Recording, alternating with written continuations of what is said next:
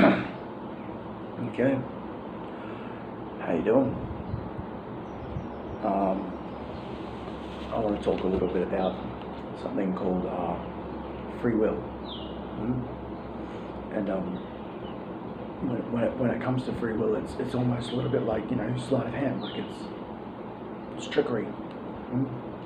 It's any type of movement that not just magicians can do, but in society they've always placed it on humans.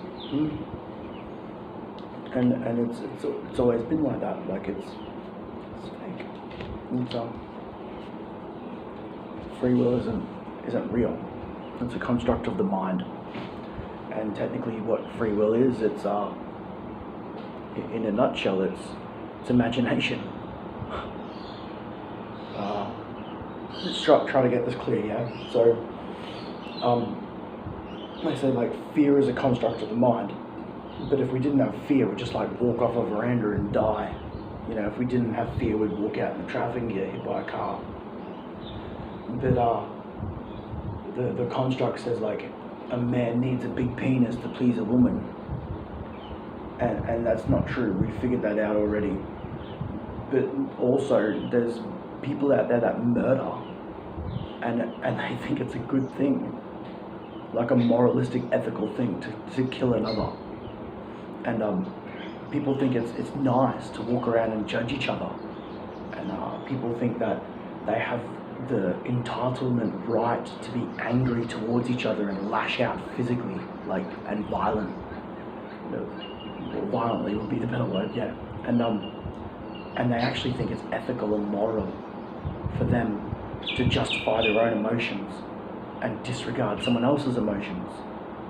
That narcissist people actually really truly exist. And there are also constructs in the mind that people believe that trauma is real. Trauma is just an excuse. It's an excuse to say that I am damaged and now I can create the excuse that I'm allowed to feel negative. And I'm not saying that negative is a bad thing. I'm not saying that you shouldn't hurt, but tears can hurt, pain can hurt, yeah, but also pain can release. Like when you finish crying, how do you feel? You almost feel the same as when you finish laughing, and science says that it proves it releases the same endorphins. Like if you listen to the birds tweet, I think that most humans think that that's beautiful. And so your free will's limitation is actually your imagination. So there's a difference between looking and seeing, hearing and listening, talking and speaking, and touching and feeling. And the sensory systems are actually also run by imagination, because you can have two different people, yeah? And they're both running on the same frequency feeling. They've lived a similar life. Now, one person absorbs that same frequency and they don't understand much of it. They haven't reflected much, and they are angry and remorseful and aggressive.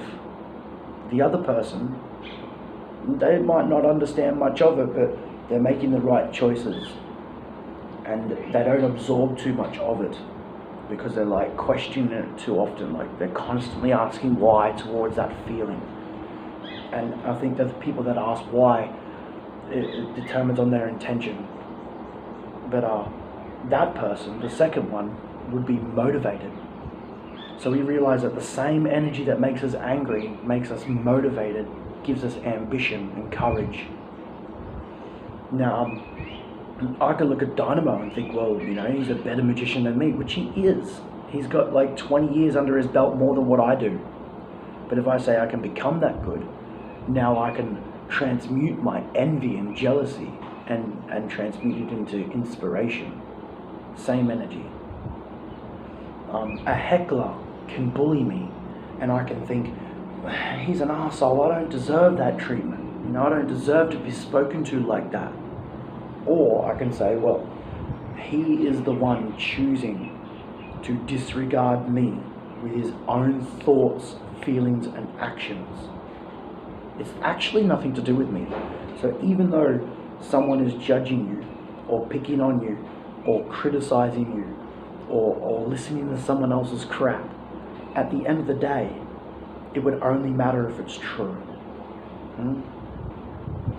So, insecurities, the format of that is the wall that we put up to keep things out.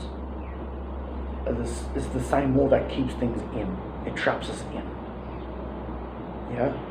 So, it's not about having insecurities or not having insecurities. It doesn't really matter. It's just what do you look at insecurities as? What is it to you? And maybe everyone's answer is different for everyone. But what does it mean to you to not have insecurities compared to what it would mean to you if you did have them? Would it be better with them or without them? Does it even matter? What are they? Like, what are insecurities? And what is perfect? What is good? But beauty is in the eyes of the beholder. So that means emotion should be in the eyes of the beholder. You know, like people say to me, Matt, you're too intense. But I can just say, well, you're not intense enough. They can say, Matt, you talk too much. I can just say, well, you don't talk enough. They can say, Matt, you're too loud. I can be like, well, you're too quiet and dull and bland. And this should be something that you could be pissed off about, because you're supposed to be slightly determined, and the fuel for your ambition and goal, your outlook in your life, the way that you perceive the world around you should be real. It should be true to you. You should stick to your integrity. So if someone's not true to themselves and they don't have good integrity, when they see you, which has good integrity, they have to attack. Because they've only got the two choices. They've got one, they either go head towards your integrity and attack it because they don't understand too much, or two, they can just follow suit. And every human's the same. That's where wars come from. This is politics. And they want us all to believe that we're insecure, fighting each other. Make you believe that I'm against you, and make me believe that you're against me, and then just sit back and watch us overanalyze the world. Because us humans, we are far too intelligent, and we have great potential, and that could be used as a weapon or a gift for all of us. And it's really up to you. You choose. Your imagination is your superpower, and it's been like that from the very beginning of time. All the people that used to read and write were called wizards. The lady that first came up with putting aloe vera on your ant bite to stop the burn and the sting was burnt on the stake. She was killed. The man that invented the light bulb was terrified of the darkness. And we use electricity all day, every day. We don't understand what it is. It can cook your meal, but it can also cook the man. So, food for thought, yeah? Always stay inside of here. Match everything with your intentions, and if it doesn't match, it's probably not yours. Yeah, peace. Don't stub your toe, it'll hurt.